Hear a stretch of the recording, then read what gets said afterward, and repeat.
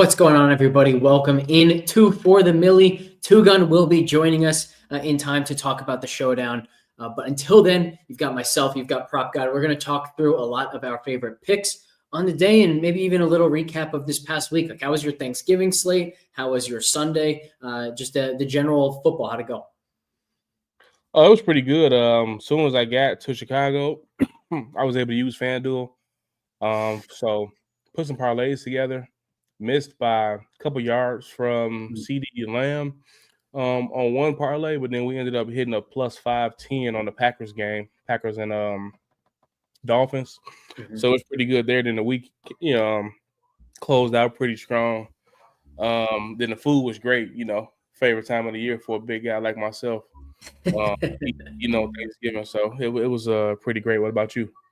Love it. Yeah, we had a real good Thanksgiving over on Underdog with our picks. The Cavante Turpin ladder came through in a big way. So a couple, I think it was $4,000 hits, which was really nice. Always good to see those like 30x, 70x, something like that on each one. So very solid there. He was 3.6 something to go over 19.5, and then like over 7x to go over 29.5, and had the 30-yarder on the screen pass. So anytime you get that big hit by half a yard, you got to be thankful, because it so often goes the other direction where you need 14.5, lands on 14 or something like that. So that was nice to have to make the big Thanksgiving hit.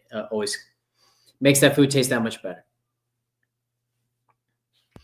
Yeah, and I know you've been on a crazy run too. You've inspired me to use Underdog more than I was before, because certain things you can't put together like on the sports book, trying to play it. So yeah, you're on the heater, bro. Let's keep it rolling tonight. I think we missed by one last week or something like that, one or two. Yeah, I think it was just one. Yeah. Yeah, so let's just jump right in now. We can jump over to Underdog and start building out our play for the night. I've got a bunch that I like. You can kind of see some of these teased over here on the right side. But why don't you start us off with your favorite pick of the night? All right, so I'm going to go with Devon Vele. I don't know if it's Vele or Vele. I always Vele, I believe. I think okay, Vele, cool. I'm going to go with over 37.5 receiving yards. Now I caught this on the books on BetMGM minus 120. He's over in 3 straight games, 39, 66, and 80 yards. So he's coming in off his best game of the season. You look at his targets, continuing to go up over those games as well. 4 targets against the Chiefs, 5 against the Falcons, and then 9 targets against the Raiders. Beginning of the year, he was, having a little bit of injuries. His first game was against Seattle. He had 8 targets and followed it up with 6 targets against the Chargers. And then, the fall off kind of came. But I think this offense, they have an identity now, and they know that, he's pretty much the wide receiver 2 behind Sutton. So I like the volume that he's going to be getting. And I like to attack this Browns secondary, which we weren't able to say much last season, but it's not the same defense. Yeah, they're also just allowing a ton of like long receptions, deep receptions, because they're playing the most single high in the league. So here on Underdog, his line is 39.5. Do you prefer that, or would you rather just go to this over 17.5 longest reception for Vele? I will go with the longest reception, over 17.5. I like that quite a bit. Speaking of this secondary and the long receptions that they allow, another one that I really like, I'm not necessarily going to put this one in for us because the lines have moved so much throughout the day, but this morning when I gave away my first 3-pick play of the day, Sutton was at 61.5 receiving yards. You can see he's up to 68.5, and he was at 21.5 for his longest reception, now at 23.5 for the longest reception. Crazy kind of stat that I found since that game where he had 0 receptions, and then they realized, hey, you know what? We're actually in the playoff hunt. Maybe we should try and win these football games. Sutton has 467 receiving yards in the last 5 games. 387 of those 467 have come against single high. So the fact that Cleveland's playing the most single high in the league makes this a great spot for Sutton. Again, these numbers have come up so much that it's not necessarily a conviction play for me anymore, but I do still think he's definitely in play, particularly at that 23.5 longest reception number. Would you be okay, Prop, with playing both Vele and Sutton, or do you want to pick between the two and maybe mix and match them throughout? Well, we're taking Vele on the longest reception. So I think it doesn't affect Sutton going receiving yards. So I'm not mad at having both.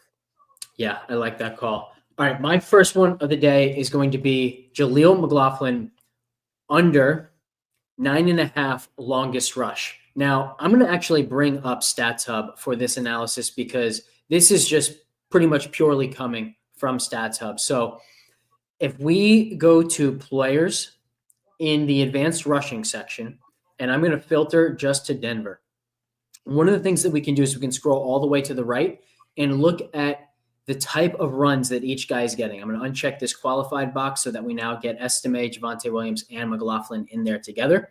Okay. And now you can see inside zone and man/duo, pretty high usage for both Estime and Javonte Williams, whereas McLaughlin, 44% outside zone. Look at how low the outside zone rates are for Estime and Javonte Williams. So when do the Broncos use McLaughlin? When they want to run outside zone. When do they use Estime and Javonte Williams? When they have an advantage, particularly in man or duo. These are among the highest rates in the league for any single back of that man usage. So now what we want to do is evaluate, okay, we know when Denver likes to use each type of these backs now. What does this matchup suggest that they should do? So I'm going to unfilter Denver. I'm going to go to defense, advanced, and now let's go add the rush concept filter for man and duo. So I'm going to apply this, and now we can look, number one, at explosive rush rate. So Cleveland has allowed the 8th highest explosive run rate, 12.5%, 135 explosive rushing yards here. We can look at the success rate allowed. So nothing crazy here, 18th. And then we can look at yards per carry allowed, and we'll see 9th highest. So 9th highest yards per carry, 8th highest explosive run rate against man duo. On the other hand, where Denver likes to use McLaughlin is that outside zone. And here, yards per carry, you're going to find them all the way down at the bottom 30th, just 2.8 yards per carry against outside zone, and just 53 explosive rushing yards, 6.3% explosive run rate, only 2 explosive runs on outside zones all season. So I really like the under on this longest rush. Number one, because I actually think that in this type of matchup, McLaughlin's not going to see the field as much. They're going to have Javonte Williams on the field. They're going to have Audric Estime on the field. And when McLaughlin is on the field, Cleveland is ready to shut down what McLaughlin does best. So this under 9.5 longest rush, I think, is extremely solid. And it's already one that hits more often than not. If we look at his game log throughout the season, he has one game with 18, one with 10, one with 21, one with 13, and another with 10. But every other game, he's gone under. So already like this to begin with. And now you add in the matchup, and this just strikes me as a really high probability pick. Yeah, I'm not mad at that one at all. I don't think I've ever taken the longest rush under prop either. So that's a nice little sweat every time a person gets the ball. I can't remember who it was against. I remember taking one with Rico Dowdle that hit the longest rush under. But yeah, it's a much different sweat, right? Like you can't. We're so used to on these longest rushes, just it only takes one play, and as soon as it happens, you're done, right? And the longest rush, like, man, you're kind of sweating it all game long. You can't ever get there on one play. So you just have to hope that every single handoff goes to somebody else. Or when he's in the game, you're going to sweat like every single time you see him in the backfield. So don't give it to him. Don't give it to him. So it's certainly not the most fun sweat, but at the end of the day, if it hits and we make a lot of money, that'll be quite fun. Yep. All right, where do you want to go to next?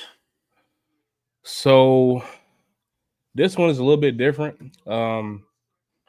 It's going to be a backup running back, Jerome Ford, over 12.5 receiving yards. It's minus 115 on the books.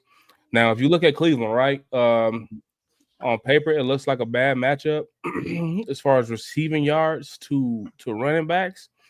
But if you look at the trend as far as the numbers they're giving up, it's a smash spot, especially for 12.5 yards. I'm looking at 8 straight weeks. A running back is going over this number. Abdullah, 37 yards. Bijan Robinson, 28. P. Ryan, 37. Kareem Hunt, 65. Derrick Henry, 27. Chuba Hubbard, 15. Miles Sanders, 38 yards in the same game. Kamara, 14. So, nice little streak. He only had 8 receiving yards against Pittsburgh. We did take him for the Thursday night football game. the Steelers and Browns, Mhm. and he was open a lot of times. Jameis just didn't take it down to him. I think today it'll be a tougher matchup for the receivers out wide. So I think forward will be a little bit more of a focal point. And Nick Chubb doesn't get involved in the passing game at all.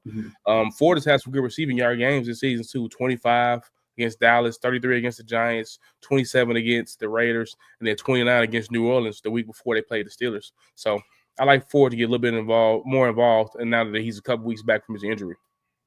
Yeah, let's also remember that game against Pittsburgh was in the snow, and so that one thing that does is it really slows down the pass rush. We saw that in last night's game as well. So I actually think this 4-1 is really sharp. He's running a ton of routes, and it correlates quite well with another one. The exact same thought that the line is an overreaction to that last game where snow kind of changed everything. Jameis Winston takes a ton of sacks. This Denver team is 5th in pressure rate, 4th in adjusted sack rate. Jameis's line should not be 2.5 sacks taken. This is another one that I think is a really high probability one. And if he's consistently under pressure, that's also when he's then having to dump the ball off to Jerome Ford. So I think if we get that story that Denver's consistently able to create that pressure, both this Ford number should hit and this Jameis over 2.5 sacks should hit. Oh, yeah, I like that. That goes hand in hand. I feel like the whole slip is pretty much correlating. Yep, exactly. All right, do you have any others that you really like? I really had nothing else. Ford and Vele were my favorite too. Well, then let's do this. Let's to turn this into a 6-pick play. Let's go to Sutton. What do you think you like the most here? I'm now leaning to the 31.5 first half receiving yards. This hasn't moved even as his total receptions have gone up. So I like the first half number, or total receiving yards, I should say, has gone up probably more than the longest reception at this point, since it's gone up full 2 yards. What do you think here? So what is it, 31.5 for the first 31.5 first half receiving. We could also go to 12.5 first quarter receiving, which is kind of just saying he catches one in the first one in the first quarter. I'm not mad at the first half. That'll make it sweaty. Yeah. I would hate to lose a slip in the first half, but I mean, we're thinking positive, right? We're thinking, for the win. So, I'll tell you, I'm also not like entirely opposed to the touchdown at 1.33x. It's not a strong liking, but I do think it's probably fairly good. I see they're giving that to the second most receiving touchdowns per game, 1.36. Yeah. I take it back. He's plus 165 or plus 155, something like that on sportsbooks to score. So that 1.33x isn't quite what we want. So the 8.5 targets I also think is pretty good and hasn't moved all day. 8.5? Yeah, 8.5 targets, 5.5 receptions. Like honestly, I'm okay with a bunch of these. I really like. I just love Sutton today. I would say let's go with the first half yards then, since they haven't moved. Mm-hmm. He was over in 4 straight, before they played Vegas. So okay, yeah, let's go with that. Yeah, the last one that I'm going to go to, Jordan Akins over 15.5 receiving yards. This is another really strong play in my mind, because number one, he's already number 2 on the team since Jameis took over in yards per out run. He's getting more and more routes each week. And now there's no Cedric Tillman. So instead of just letting like this no-name third wide receiver on the field, I think they'll just go with plenty of 2 wide receiver, 2 tight end sets. And part of that there is also like that might help them establish something in the running game. They obviously want to get Nick Chubb going a little bit better than they have. It can help them chip against the pass rush. Again, this Denver pass rush has been so good. So there's a lot of reasons for Akins to be on the field. When he's been on the field, he's produced. Denver playing man coverage at a top 5 or top 10 rate in the league. And Akins has also been the second best on the team in terms of yards per out run against man coverage. So a lot of things here pointing towards Akins. He's been over this 15.5 number in at least 3 straight, but really he's just been pretty solid for them.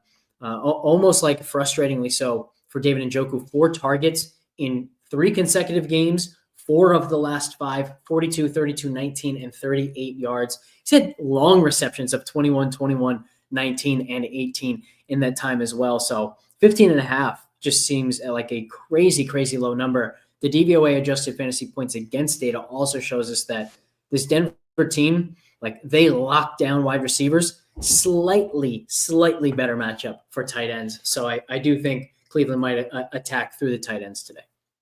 Yeah, I'm not mad at that. And you can get it as low as like 13.5 on certain like sports books too.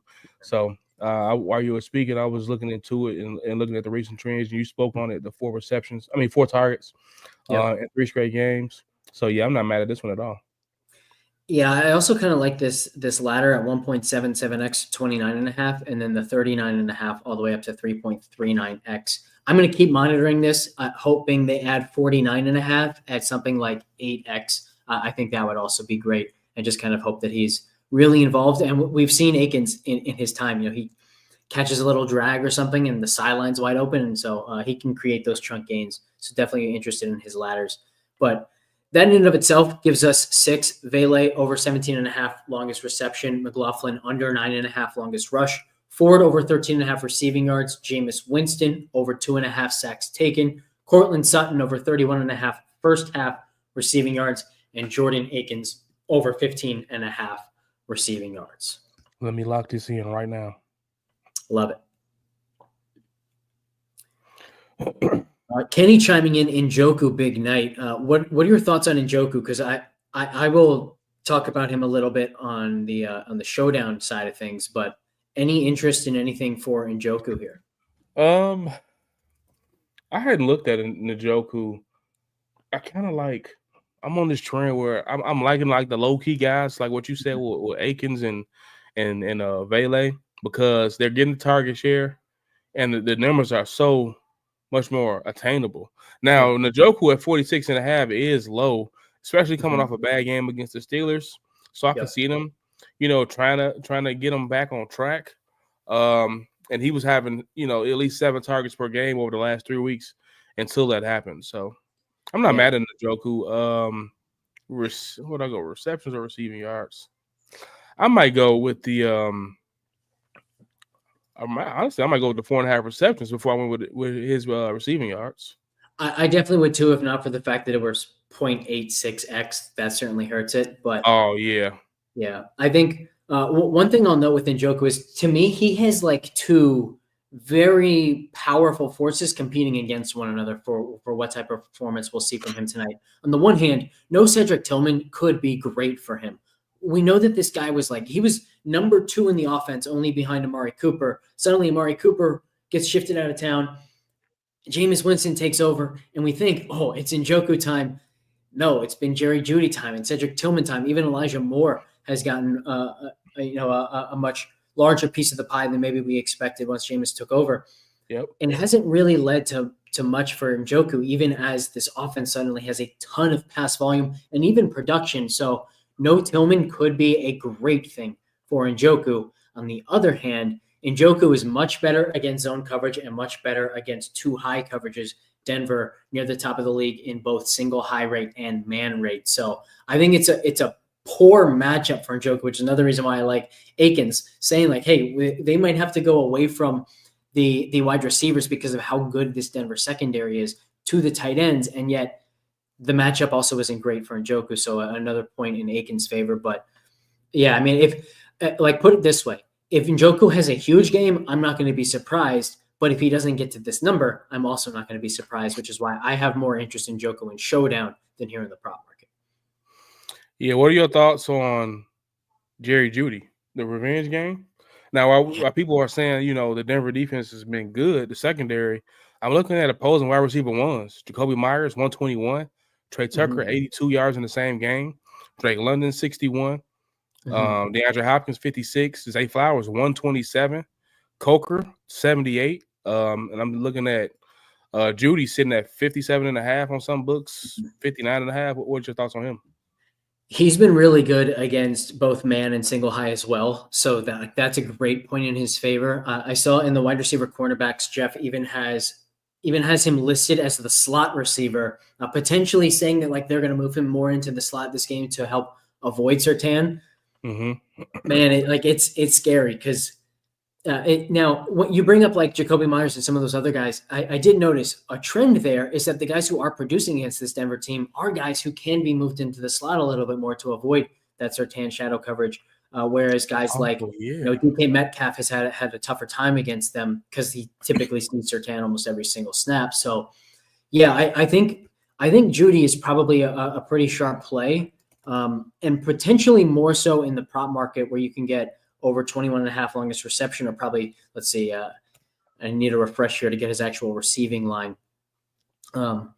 But he could easily hit that and not be optimal in Showdown, where I think he's going to be popular enough in Showdown that I'm not super into it. This is strange. 58.5 rushing plus receiving, but 60.5 receiving yards. Oh, Are yeah, they that is. projecting a negative 2 yard carry? Like, what's going on there? Right. So, yeah, I think the over 58.5 rushing plus receiving looks pretty good for Judy as well. Yeah, because he hasn't had a rush attempt all season. Yeah, that's just like that's a bug that they'll fix shortly, but you can catch it in the meantime. Yeah, I'm not mad at that. Mm-hmm. Rain asking about Marvin Mims Jr. Let's talk about this one because one of my favorite picks, was it last week, maybe the week prior, was Marcus Valdes-Scantling over 17.5 longest reception. We have done really well in these longest receptions against this Cleveland team. Marvin Mims is like the quintessential MVS type play where he might only catch one ball, but if he catches it, it's probably a big play. So let's see what they actually have available for him, because sometimes he's the kind of play where they won't even give us much. 13.5 receiving yards. So here's what I'd say. Do I want 10.5 longest reception? Probably not. Do I want 13.5 receiving yards? Probably not. But if he catches a pass, it might be a big one. So maybe we give him the Turpin treatment where we're not taking a regular one, but we are trying to ladder like maybe longest reception. Let's see what some of these numbers are. 4.17x for 29.5, 8.93x for 39.5. Those might be a little bit strong. I'm not. That's something I will put like on a play where I'm just taking a risk on everything, just because I wouldn't want it to hurt something that I put a lot of time into. Yeah, like the 6-man we just did, whether we did like some high stakes when we just were ladder and everything, then I would put him on there. Yeah, it makes sense. He's got a 37-yarder in 2 consecutive games, playing a lot more. So I think both of these are very attainable for him, and no Josh Reynolds as well tonight, so he should see the field maybe a little bit more than he has. So I think this is a good call out. I like this one, Rain. Anything else in the prop market for you here, prop? Nah. What are your thoughts on Troy Franklin? Of course, he got the chemistry. I'm looking at 14.5 receiving yards, over 6 out of 11 games, last 3 out of 4. I thought after that big game against New Orleans, it would be more traction, but then he followed that up with a 6-yard game. So yeah. It was funny that game against New Orleans was the one where Sutton had 0 targets, and it was like everything was designed for Franklin. 5 for 50 on 6 targets, and I'm telling you, like, he was the first read on so many of those plays, even on plays where he wasn't actually targeted. It was like, what the hell are they doing? Do they know that Courtland Sutton's on their team? But then they win that game and they realize, you know what? We're 4-2, and like we could actually make the playoffs. We should start trying to win games. So Sutton has been heavily involved ever since. And yeah, this Franklin usage has been kind of up and down. I didn't notice a ton in the matchup for him. Like I don't think he's first, second, or third most likely to really take advantage of the way that Cleveland defends. I think Sutton is far and away the most likely, and then Mims is probably the second most likely. Vele, I would say, is third. So I don't have a ton of interest in Franklin, but I also don't dislike him because any of these guys could have a big play, and Bo Nix has just, quite frankly, looked great of late. So I think we could see that again from him tonight. Yep. All right, should we flip over to Showdown? What'd you say? Yeah, I'm good with Showdown. We can go to Showdown. I'm done with the prop market. Cool, let's do that.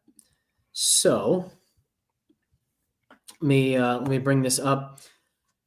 So there were a couple things that I noticed. Actually, let me bring up my article from earlier. So this game is pretty unique in a couple ways. The first of which is that we show a heavy lean towards onslaughts, and it feels a little bit like we have been seeing more of this of late in the optimal sims from these showdowns. You can see here 5-1 stacks, optimal 32.4% of the time. That is the highest optimal rate. I think 4-2 Denver stacks and 3-3 lineups will be the most popular. So I really like the idea of saying, all right, if 5-1 stacks aren't even going to be popular, I kind of think that they'll be fourth most popular, also behind 4-2 Cleveland stacks. And they're showing as the most optimal. Like that's just to me a very strong way to build. With that, we also have Bo Nix dominating the optimal percentage 40% of the time. So I'm good with Bo Nix captain. I'm good with Cortland Sutton captain. Anything here stand out to you? Man, I think I probably will go with the Bo Nix captain. Because he has the rushing upside too. Now they haven't used it in the last couple of weeks. Yeah. But this is a good matchup for some, for mobile quarterbacks too. Lamar had 46, Hurts 33, Jaden Daniels 82. So he can get in, he probably can get into the end zone. And I like him to throw some touchdowns too. So yeah, I think Bo Nix will have a big night tonight. I like it too because I think it fits the 5-1 stack fairly well, because if you have a quarterback captain instead of like Cortland Sutton, for example, you are asking him to spread it around. And if he's spreading it around, that gives you some easy pieces to add where you can eventually get to a 4-1. I see TwoGun has joined us. Welcome, TwoGun. So we are talking Showdown now, right? So we are talking Showdown. At least my opinion kind of helps. I feel like in the first part of the show, it's like, I mean, let's face it, I'm definitely number 3 on this list here, or the third, third one. Well, I mean, hey, you TwoGun is way too humble, man. I had to tell some of the people in my community, I'm like, y'all don't understand like what TwoGun has done in this industry. Like, he's won $1 million how many times? 4? 5 times. 5. Yeah, I had to, man. Number 3, no way. No way. Well, the most important thing, of course, that I've done is buy my own street and name it after my DraftKings username. That is by far the most important thing. No one will ever match that. And if they do it, we can always say that they're just copying TwoGun. Yep. And it's not like some shit street in the middle of nowhere. It is like damn in the middle of my suburb. I can walk to a coffee shop. So, that's my flag plant. But no, but props, obviously we got to listen to PropGod or we listen to TwoGun. That's all I'm saying. Yeah. All right, TwoGun, let's see. Why don't you come in hot here with some captain takes for Showdown? I'll show you here. We have Bo Nix simming as the optimal 40% of the time, double his projected ownership of captain. Are you in on a Bo Nix captain lineup, or do you want to do something else? Okay, so first of all, our Sims just love the Broncos. Like our betting thing likes the Broncos. Everything likes the Broncos. So you have to understand that like they like the Broncos. I have 2 lineups right now. Right now, I have a Jameis captain, and against my core, I have a 5-1 Broncos. I feel like if you either go, because there's just something about Jameis. I love Jameis. Like, there's just some guys you just don't bet against in life, and you just don't bet against Jameis. Now, I understand he's not going to win every single game, okay? But like, I'm not going to have a lineup that is not a Jameis heavy lineup, because I think he's the guy's just a winner. I just don't like I just think we're wrong. I think, we seem to think the Broncos are going to blow them out. I'm respecting our nerds and their stuff. And yes, I would go with the Bo Nix captain, or actually Broncos defense captain, because I feel like you just go with the, this isn't Jameis's game, 5-1 Broncos, in which case you go with Bo Nix or you go with the Broncos and you put in like a Njoku or a Jerry Jeudy as the bring back. But I like, my personal favorite is Jameis at captain, and you have 3 of his pass catchers. I don't think this is a team that like Nick Chubb didn't even get 20 points and he had 2 touchdowns. He's not involved in the passing game. I just think the Broncos are going to be able to shut him down. And you have this Jamari Thrash value, which I kind of like. I don't know how popular he'll be. I looked at him in best ball, and I didn't really draft him that much because he's the 4th. But like, look how Cedric Tillman wasn't doing shit this year. Then he gets involved once Jameis is in, and all of a sudden he's like the chalk the next week because he's getting the ball thrown at him, and it's not Deshaun Watson throws. So I just like Jameis. Like, I'm just not betting against Jameis unless I'm just either going 5-1 Broncos or I'm going with a Jameis build. That's just how I look at it. This is a shout out just for Eagles fans. But when I first saw Jay Thrash, I had reminiscence of James Trash as an Eagle. So a shout out to all our Eagles fans. I hope you guys had the exact same reaction to Jay Thrash that I did, because I can't believe this is a real guy. But TwoGun, for you, why don't we start with a Jameis stack? So Jameis captain, where do you want to go to next? I'm assuming Jerry Jeudy, maybe. Yeah, I would go with Jerry Jeudy, and I would go with Jamari with Thrash as the next one. Cool. And then, like I said, I would use another one. I would use Njoku, or I would use Elijah Moore, Okay. and then I would have a couple of Broncos bringbacks. I'm not doing a 5-1 Cleveland. I would have Bo Nix. I just think Bo Nix's floor is too high. Mm-hmm. And then whoever else you have like a room for. Yeah. So that would leave us with either Javonte or Vele. I think both of those would work. You'd pretty much be asking for Nix to give some rushing contributions if you went with Nix and Javonte. But then also like Nix could dump it off a bunch to Javonte and run some. Maybe they hook up for a touchdown, something like that. So it would be doable. But yeah, I think this build makes sense. We were talking about Njoku a little bit in the props market and how the matchup isn't good for him, but it's also possible that he really benefits from no Cedric Tillman. So I think he works quite well in Showdown. Any other thoughts here before we totally flip the bill and build out a Bo Nix 5-man team? No, other than I hate my 5-1 Broncos. I'm just doing. I don't even know. I feel bad for doing it. I'm hoping to sacrifice it for my Jameis build. Okay. I don't even know if I'm going to want to watch the first half of the game unless like it's just like there's a few people I feel like that in life. There's Jameis, there's Elon. I think that's it. Well, I think right, that's here it. we go. Let's go to Bo Nix here. Maybe Mahomes. I will say that. There you go. All right. If we're starting Bo Nix, I think we probably want Cortland Sutton for sure, right? Yeah. Okay. So Nix and Sutton, do we want to go with any of the Denver running backs? TwoGun, you probably missed it. But one of the things we noticed, the rushing matchup is significantly better for both Javonte Williams and Audric Estime than it is Jaleel McLaughlin, to the point where maybe we see less McLaughlin today than we've seen in the last few games. So I'd be inclined to go with either Javonte or Estime. Any thoughts there, TwoGun? Yeah, I think when you're doing this, you're building for a Broncos blowout. So you go ahead and use Javonte. You're probably going to use a kicker or their defense or both, and then you have to bring back. I think so. I think my lean there is to the defense, because your point about Jameis, I think, is a really good one. For one thing, we know that Jameis is going to sling it until the end. The guy's not going to give up. He's going to continue to try and try and try. The only way that a 5-1 really works is if Jameis is never able to really have success at all throughout the game. So he's only supporting one receiving option. They're consistently struggling. I think the most likely way for that to happen, as we mentioned with the over 2.5 sacks taken prop for Jameis, is that this Denver team is 5th in pressure rate, 4th in adjusted sack rate. And what if they're just able to get to Jameis throughout the game? Obviously, they have a great secondary that if Jameis is holding the ball and hoping that one of his guys is going to break open downfield, there's a good chance that they don't before that pressure actually gets there, which I think, by the way, is why their pressure rate and sack rate is so good. It's because their secondary is so good. So I think Broncos defense makes a ton of sense in these 5-1 stacks. Now we have $6,300 for one more Bronco and one more Brown. So any thoughts here, Prop, on where you would like to go?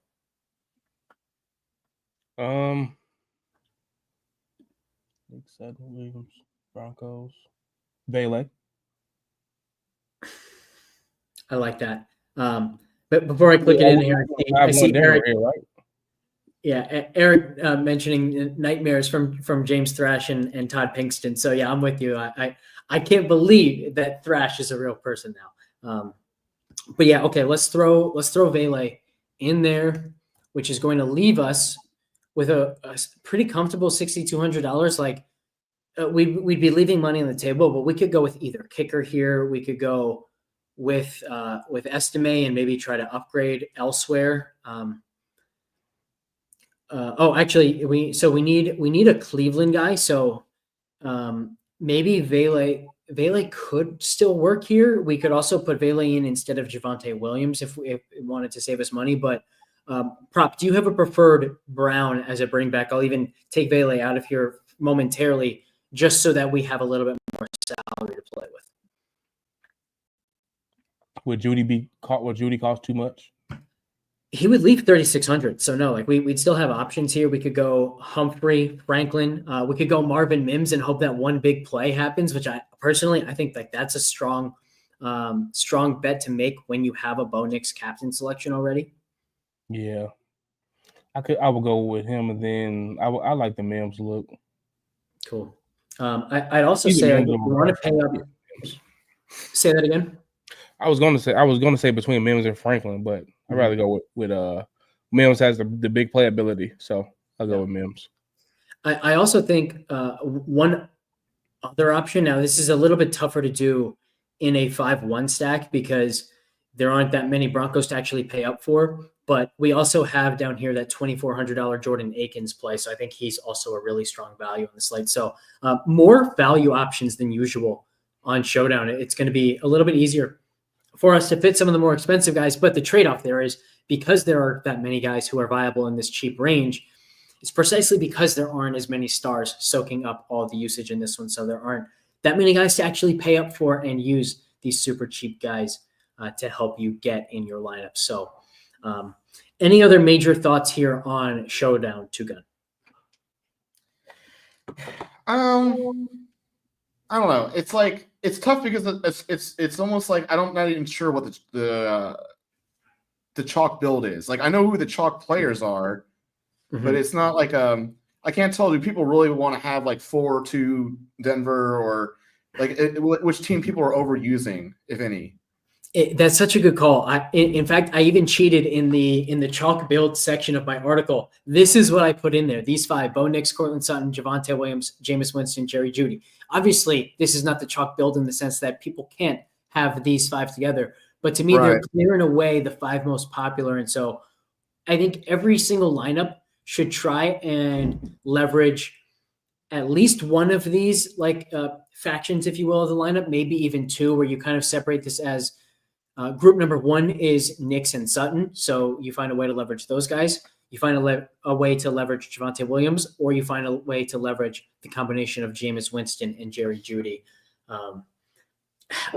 Again, like it's to your point, it's really difficult to figure out exactly what combination people are going to prefer because I see all of these as being pretty evenly used.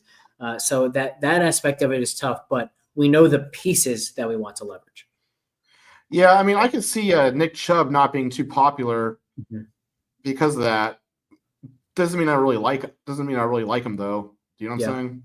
Yeah. In my article, I put a suggestion for the rule, exactly one of Nick Chubb or the Denver defense in each lineup. What do you think of that, TwoGun? Yeah. I will say it makes less sense for you because you're going to have some Jameis heavy lineups, whereas if you have a Jameis captain, then you shouldn't have Nick Chubb though. Is the thing. Yeah. It's I don't know. It's a tough one. Like I just want to throw Nick Chubb in there just to have Nick Chubb in there. Do you know what I'm saying? It's like there needs to be a reason you have him there. But I think if I have a Denver heavy offense, that you should have the Broncos defense in there and not have Nick Chubb. I think that is a necessity to have. I don't know what else to say. I could see people trying to I don't know, like maybe Thrash ends up being chalky. I can't tell if anyone else cares about him besides me. I don't think he's going to be chalky. Let's see. Where do we have him in our flex ownership? So he has one catch this entire year. Like, how chalky can the guy be? Right. We have Nixon Sutton leading the way, but you can see, this is much more bunch than we typically see. Usually we see something like 70% for a lot of the quarterbacks. So the fact that Nixon Sutton are leading the way under 50% is really telling. But let's see. I think we're going to have to go. So Jamari Thrash, $1,000, 21% flex ownership is what we have. Probably no captain ownership. And that's because he's only $1,000. So He's not going to be crazy. And I would actually even guess that he's probably less than that in single entries, because in single entry, it's about like how confident people are in the click a lot of the time. And nobody's going to be confident in clicking Jamari Thrash $1,000, even if they think he's going to be on the field quite a bit. So, you're basically saying that Jameis is only 38% or 39% combined ownership, and that's pretty damn low for a quarterback. Yeah. So I think I do think it's very clear that the three guys everyone's going to use is Bo Nix, Cortland Sutton, and Javonte Williams. So the question is, if you use all three of them, you got to hope that your Denver stack is the right one with the other pieces, or you're avoiding one of those guys. You're saying one of them fails or both of them fail. I don't know what to say. Yeah, I think that's a good call. I also think it's worth pointing out, like, Thrash 21%, Jordan Akins 8.3%. To me, that seems like a huge mistake. I think Akins will be on the field more. I think when he's on the field, he's going to be targeted more. I think this is a very good spot for Jordan Akins, and you can really take advantage and leverage some of this chalk. Now, I just got done. I think you're right, Alex, and I think I might have to change my 5-1 Broncos to another Jameis stack.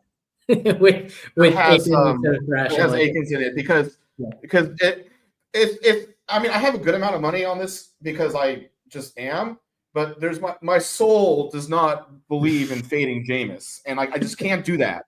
I can't do that. It makes sense. It's just bad. It's just bad juju for the gods. It's bad juju for the DFS gods. You know what I'm saying? Well, more importantly, I think you make a good point. Like 33.6% flex ownership, and what do we have him at as captain? It's got to be really low. 5% captain ownership. That's insanely low for a quarterback, let alone a quarterback who likes to air it out and push the ball downfield as much as Jameis does. So I think this is a. I don't have Jameis as captain in both, but he's going to be in both. Yeah. Prop, what do you think of a Nick Chubb captain lineup? We got close to that on the last time we saw Cleveland on one of these island games. Unrelated question: why is Cleveland consistently on these island games? But I think there's an argument to be made for it, because the pairing of Chubb and the Cleveland Browns defense has quite a bit of upside. Is very correlated, but is going to be extremely low owned. So, what do you think of that type of build?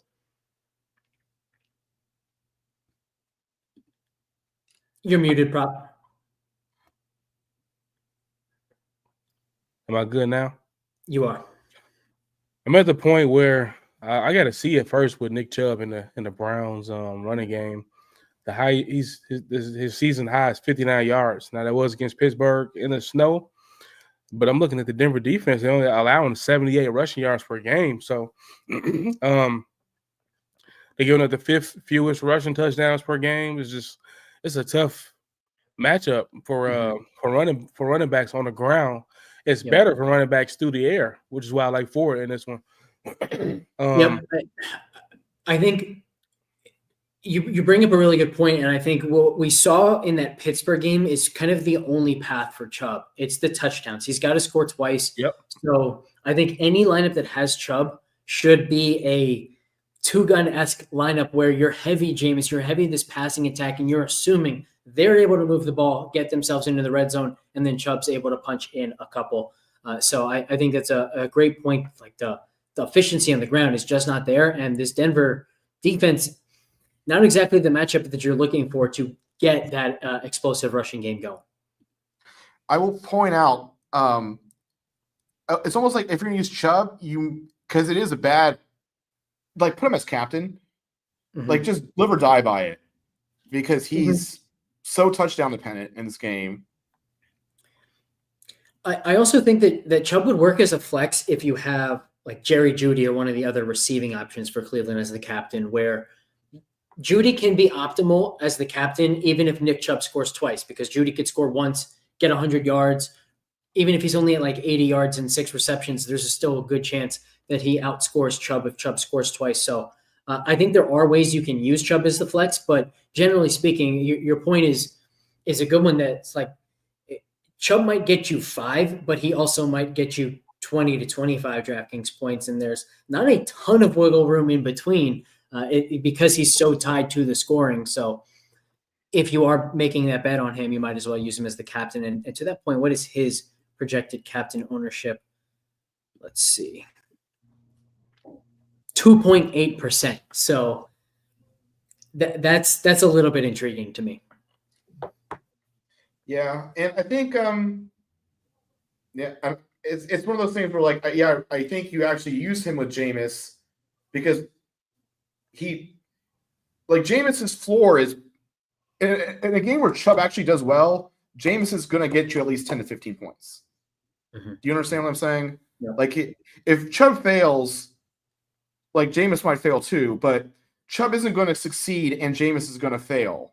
I think even though he doesn't really catch a lot of passes, it's kind of weird like that. Remember how we talked about Derrick Henry and Lamar Jackson last time? Yep. Kind of a similar idea there, where like even if you have Derrick Henry as captain, you still want to have Lamar Jackson in your lineup. I still think it's kind of the same thing in this case. Yeah, like we talked about, you need Jameis thriving through the air to actually get Chubb into position to score.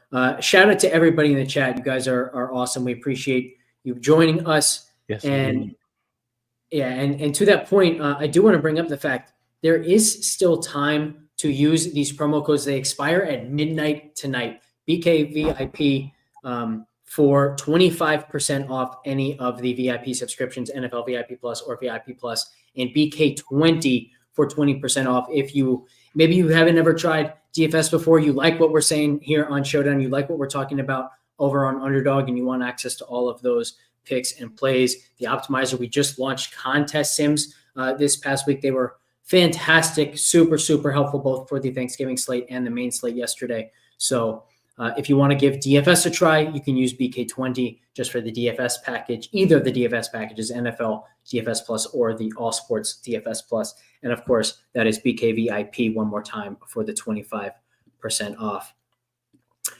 All right, let's see. Prop, anything that you want to add here on Showdown? Any plays that you like that we haven't touched on, whether it's a value play, whether it's a potential captain, anything? No, I think we pretty much covered everything. This wasn't like the game I was most interested in anyway, so yeah, don't want to do too much. Yeah, it's funny. There are so many more exciting games in this, and yet I actually really like the way this sets up, both from a Showdown perspective and especially from a prop perspective. You probably could tell, like I've got a lot of conviction on a lot of these picks tonight, which doesn't always happen on these island games. And I actually think part of the reason for that is it's hard for the books, for Underdog, for Prize Picks to price these guys because they're not like the flashiest, most well-known guys. And so that might actually help us with Stats Hub find edges. So in that regard, I like it. But from a pure football perspective, this could be a pretty ugly and boring game for sure. Yeah. I think Thursday night will be great, though. No, because Jameis will always throw for 400 yards. Right? I'm betting on Jameis just because of TwoGun. I'm betting on Jameis just for TwoGun. Oh, I know, right? We got to actually, TwoGun, let's run through some of Jameis's picks here. Maybe we can close on your favorite Jameis prop. We've got 238.5 passing yards, 1.5 passing touchdowns is 1.24x. That actually was giving me a little bit of thought earlier. As I mentioned, my favorite one is higher than 2.5 sacks taken. I don't know how you feel about that one. I do not like that. I do not. That does not make me happy. No.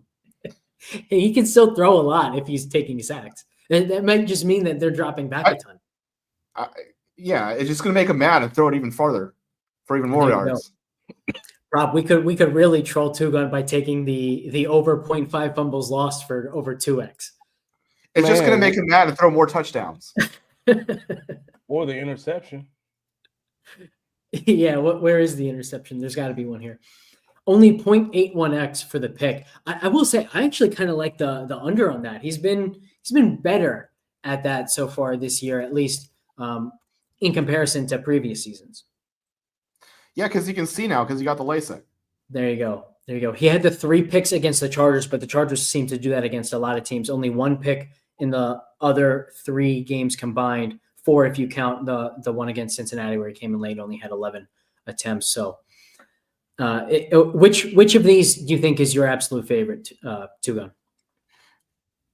Probably over 36.5 passing attempts or the 238.5 passing yards. Yeah, I kind of like the 36.5 attempts too. Certainly more than the 22.5 completions. I'm not mad at the lower than 0.5 interceptions for 1.2x either. But like I said, the winner for me, without question, is the over 2.5 sacks taken. He loves to take them. He takes a ton of them, and this Denver team really, really good at getting to the quarterback. All right, let's see. We will be back on Thursday, same time, 5:30 Eastern. Prop, are you going to be live at 7 tonight?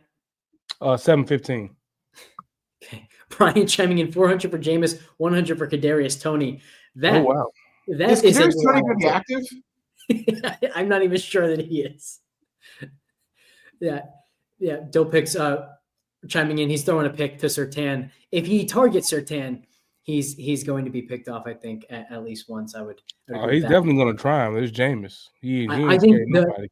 the biggest thing for me is he's going to try and wait for his guys to get open against Surtain and end up taking the sacks. I'm just going to keep harping on that. I think that's one of the better picks that we've had in quite some time here on Underdog. So I think that will do it for us. Better that I wasn't here for the first part where you talked about his sacks being taken. Maybe it worked out that way. Just so I didn't like my resting bitch face got even like bitchier. Maybe if we hit the 6-pick play, we'll have to remember the fact that, you know what, maybe we need TwoGun to sit out the Underdog section going forward and then just chime in. You know, it's fine. It's fine. It's fine. Can you repeat the 6-pick one more time? Yeah, it's let's see. Let me bring this up. The 6-pick play is Devon Vele over 17.5 longest reception. Jaleel McLaughlin under 9.5 longest rush. Our first under longest rush that we've had in a while, at least since Rico Dowdle a while ago. So Jerome Ford over 13.5 receiving yards, which correlates pretty well with the Jameis Winston over 2.5 sacks taken. Cortland Sutton over 31.5 first half receiving yards, taking advantage there of the fact that his first half number hasn't really changed as his game long number has gone up like 7 whole yards, and the longest reception went up 2 yards, closing it out with Jordan Akins over 16.5 receiving yards. RPF is insane. We will be back Thursday, 5:30 Eastern, same time. Make sure to catch Trenches with our boy Prop right as he goes live tonight. We will catch you next time.